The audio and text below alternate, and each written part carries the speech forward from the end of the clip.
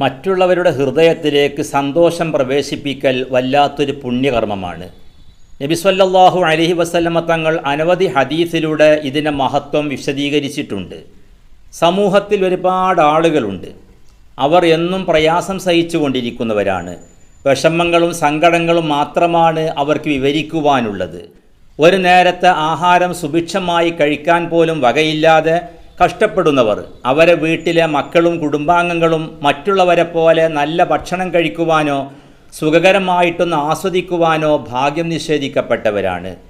ഈ വീട്ടുകാർക്കും ആ കുട്ടികൾക്കും ഒരു നേരത്തെ നല്ല ഭക്ഷണം വാങ്ങിക്കൊടുക്കുകയാണെങ്കിൽ അവരെ മനസ്സിലുണ്ടാകുന്ന സന്തോഷം എത്ര വലുതായിരിക്കും. ഇത് പരിശുദ്ധമായ ദീനുൽ ഇസ്ലാം അങ്ങേയറ്റം പ്രോത്സാഹിപ്പിക്കുന്നതും വളരെയധികം പുണ്യങ്ങൾ വാഗ്ദാനം ചെയ്തതുമായ ഒരു വല്ലാത്തൊരു സൽക്കർമ്മമാണ്. പല വിധേനയാണ് ജനങ്ങൾ അനുഭവിച്ചു കൊണ്ടിരിക്കുന്ന പ്രയാസങ്ങൾ. കടക്കെണിയിലകപ്പെട്ടു പോയ ആളുകളുണ്ട്. കടം വീട്ടാൻ യാതൊരു മാർഗവും കാണാതെ കടക്കാരെ കൊണ്ട് പ്രയാസപ്പെട്ട് ആത്മഹത്യയുടെ വക്കോളം എത്തി നിൽക്കുന്ന അനേകം ആളുകൾ. ഇവരെ കടം വീട്ടിക്കൊടുക്കുകയോ അല്ലെങ്കിൽ അതിനു വേണ്ടിയിട്ട് പ്രവർത്തിക്കുകയോ ചെയ്താൽ അവർ എന്തുമാത്രം സന്തുഷ്ടരായിരിക്കും.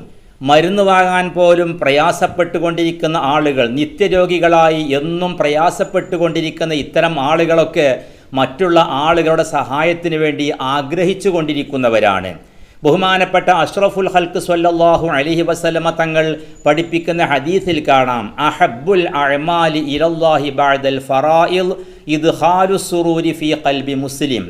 ഫർളായ കർമ്മങ്ങൾ കഴിഞ്ഞാൽ പിന്നെ അല്ലാഹു തആലാക്ക് ഏറ്റവും ഇഷ്ടപ്പെട്ട കർമ്മങ്ങളെ കൂട്ടത്തിൽപ്പെട്ടതാണ് മുസ്ലിമീങ്ങളെ ഹൃദയത്തിലേക്ക് സന്തോഷത്തെ പ്രവേശിപ്പിക്കുക എന്നത്.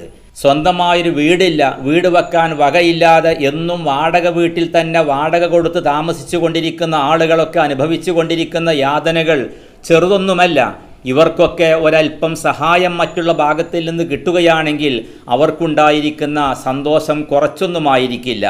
പല വിധേനയുണ്ട് പല ആളുകൾക്കും സന്തോഷം കൈമാറുവാൻ. ഒന്നും നൽകുന്നില്ലെങ്കിലും നല്ല സന്തോഷകരമായ നല്ല വാക്കുകൾ പറഞ്ഞിട്ടെങ്കിലും പല ആളുകളെയും ആശ്വസിപ്പിക്കാൻ പറ്റും. അതേപോലെ തന്നെ മറ്റുള്ള ആളുകളെ മുഖത്തേക്ക് നോക്കി സന്തോഷത്തോടു കൂടെ പുഞ്ചിരി തൂക്കി സംസാരിക്കുകയാണെങ്കിൽ അതുപോലും ചില ആളുകളെ മനസ്സിൽ സന്തോഷമുണ്ടാക്കുന്ന കാര്യമായിരിക്കും. ഇതിനെല്ലാം പരിശുദ്ധമായ ദീനുൽ ഇസ്ലാം വലിയ പ്രതിഫലവും വലിയ മൂല്യവുമാണ് കണക്കാക്കുന്നത്. രോഗിയായി കിടക്കുന്ന ആളെ സന്ദർശിക്കുവാൻ വേണ്ടി പോകുന്നത് അത്ര പ്രയാസകരമായൊരു കാര്യമല്ല. എങ്കിൽ പോലും രോഗിയായി കിടക്കുന്ന ആളെ സംബന്ധിച്ചിടത്തോളം അദ്ദേഹത്തെ സന്ദർശിക്കുവാൻ വേണ്ടി ആരെങ്കിലും വരുന്നത് അദ്ദേഹത്തിന് വല്ലാത്ത ആശ്വാസമുണ്ടാക്കും. രോഗം കൊണ്ട് അനുഭവിച്ചു കൊണ്ടിരിക്കുന്ന പ്രയാസത്തിനിടയിൽ ഈ ഒരു ആശ്വാസം അദ്ദേഹത്തിന് വല്ലാത്തൊരു സുഖമാണ്, സന്തോഷമാണ് നൽകുക. ഇതെല്ലാം നൽകുന്നതിന് ദീനുൽ ഇസ്ലാം വലിയ പ്രാധാന്യം കൽപ്പിക്കുന്നുണ്ട്. ബഹുമാനപ്പെട്ട അഷ്റഫുൽ ഖൽഖ് സ്വല്ലല്ലാഹു അലൈഹി വസല്ലമ തങ്ങൾ ഒരു തിരുവചനത്തിലൂടെ പഠിപ്പിച്ചു, മൻ ഫറജ അൻ മുസ്ലിമിൻ കുർബത്തൻ മിൻ കുറബി ദുനിയ. ഒരു മുസ്ലിമായ മനുഷ്യൻ്റെ ഈ ഭൗതിക ലോകത്തുള്ള പ്രയാസങ്ങളെ കൂട്ടത്തിൽപ്പെട്ട വല്ല പ്രയാസങ്ങളും ആരെങ്കിലും ഒഴിവാക്കി കൊടുക്കുകയാണെങ്കിൽ ഫറജല്ലാഹു അൻഹു കുർബത്തൻ മിൻ ഖുറബാത്തി യൗമിൽ ഖിയാമ.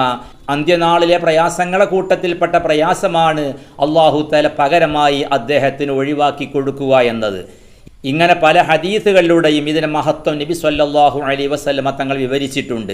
അല്ലാഹു സുബ്ഹാനഹു വ തആല മറ്റുള്ളവരുടെ പ്രയാസങ്ങൾ കണ്ടറിയാനും അവർക്ക് വേണ്ട സഹായ സഹകരണങ്ങൾ നൽകി അവർക്ക് സന്തോഷം പകരുവാനും ഉള്ള സൗഭാഗ്യം നൽകി അല്ലാഹു നമ്മയൊക്കെ തുണക്കട്ടെ. വൽഹംദുലില്ലാഹി റബ്ബിൽ ആലമീൻ.